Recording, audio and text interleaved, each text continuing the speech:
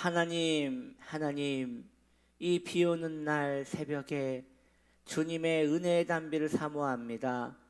이 비로 말미암아 무더위도 한풀 꺾일 것 같습니다. 주의 자비와 자상하심을 기억하오니 오늘도 삭막한 모래밭 같은 우리의 심령에 주님의 은혜의 단비를 내려주시어 오늘도 주의 자비 안에 머물 수 있는 은총을 허락하여 주옵소서. 성령 내주의 하나님 인정합니다. 환영합니다. 모셔드립니다. 오늘 우리의 예배에 함께 하여 주옵소서. 주님을 사랑합니다. 예수님의 이름으로 기도드립니다. 아멘. 자, 빌립보서 3장 17절, 빌립보서 3장 17절. 형제들아 너희는 함께 나를 본받으라. 함께 나를 본받으라. 그리고 너희가 우리를 본받은 것처럼 그와 같이 행하는 자들을 눈여겨보라. 아멘. 오늘 말씀의 제목, 나를 본받으라. 이러한 제목으로 함께 은혜를 나눕니다. 바울은 오늘 읽은 그 말씀에서 자신을 본받으라 라고 말합니다. 바울은 늘 교리에 집중하던 사람이었습니다. 이처럼 살아가면 인생의 우선순위가 분명해집니다. 그런데 오늘 본문에서는 빌립보 성도들을 바울은 돕기 위하여 바울이 이러한 말을 합니다.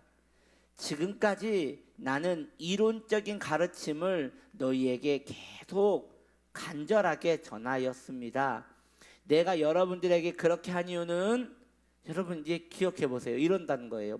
내가 여러분들에게 이렇게 한 이유는, 여러분들에게 계속 교리를 간절하게 가르쳤던 이유는 결국 나를 본받게 하기 위함입니다 라고 지금 바울이 말하고 있는 거예요. 정말 놀라운 고백이 아닐 수 없어요. 어떻게 보면 참 교만하게 들려요. 내가 이렇게 교리를 끝까지 간절하게 강력하게 여러분들에게 말한 이유는 나를 본받게 하기 위함입니다. 예수님을 본받게 함이 아니라 나를 본받게 하기 위함입니다 라고 말을 하더라는 것이에요. 그런데 조금만 생각해 보아도 이것은 바울의 교만이 아닙니다. 바울이 교만하여서 나를 따르라 라는 그런 권위적인 부분이 아닙니다. 사실 우리는 예수님을 볼 수 없습니다. 우리의 육신의 눈으로는 예수님을 볼 수 없습니다.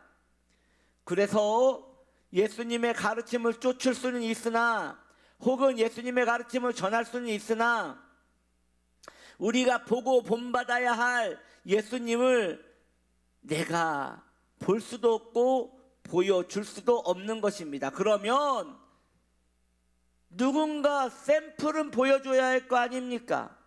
샘플이 필요하잖아요. 누군가에게는 샘플을 보여주어야 하잖아요. 바로 지도자가 있어야 한다는 걸 말하는 것입니다. 인간은 지도자가 필요합니다. 보고 따라가야 할 지도자가 필요합니다. 교회도 마찬가지입니다. 성도가 따라가야 할 지도자가 필요합니다. 전 지금 목사만을 이야기하는 것이 아니에요. 목사도 당연히 저를 따라서 신앙생활을 하십시오라는 두려운 마음으로 성도들을 권면해야겠으나, 성도님들도 삶 속에서 개인이 지도자라는 것이에요. 가정의 지도자요. 또 두 명이 만나도 그 한 명을 이끌게 되어 있어요. 이것이 인간이기 때문에 당연한 것이라는 것이지요. 보이지 않는 예수님의 생애를 그러므로 우리는 내가 살아내므로 보여주어야 한다는 것이에요. 나를 본받으십시오라고 해야 한단 말이에요. 두렵죠. 그런데 안 할 거예요? 그렇게 안 살아요? 맨날 말하기를 내가 따라가야 할 사람은 어디 있지? 그 말만 할 거예요. 여러분들은 나를 따라하세요. 나를 본받으세요. 내 신앙을 본받으세요. 이렇게 바울처럼 안 하며 살 거예요. 그걸 안 한다고 또 그냥 넘어갑니까?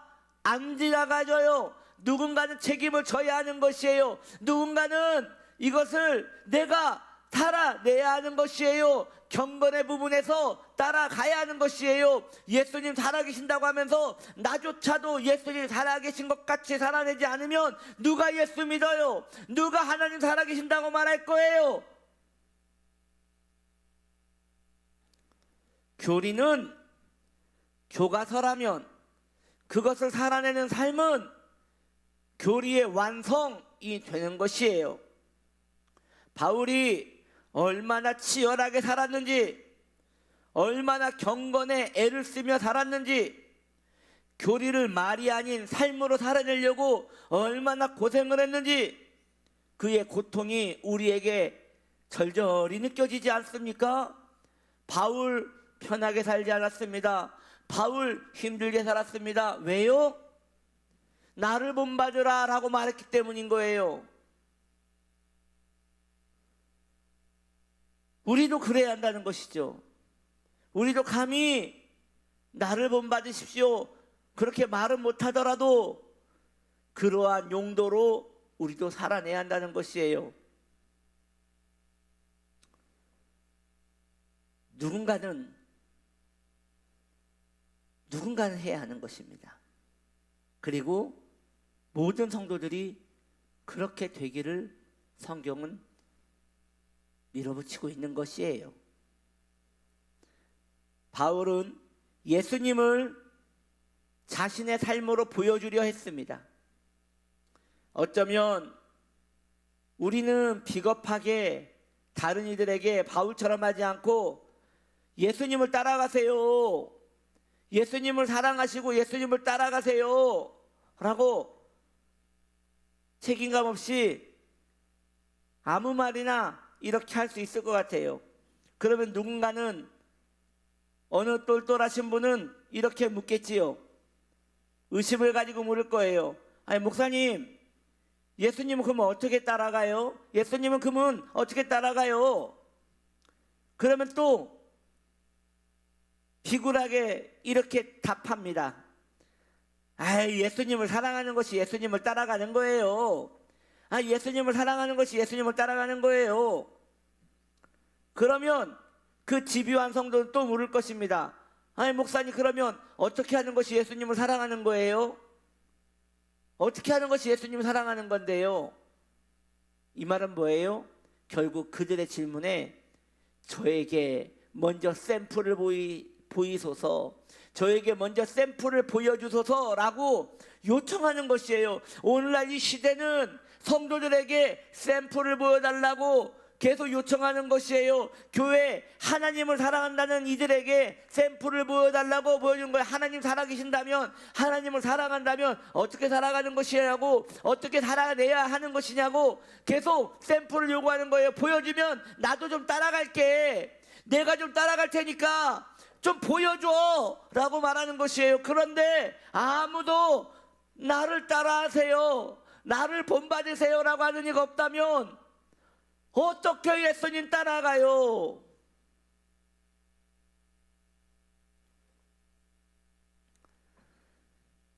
아하,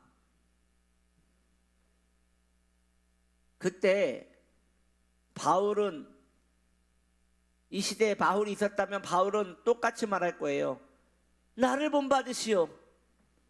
나를 본받고 나를 따라서 예수님 닮아보려고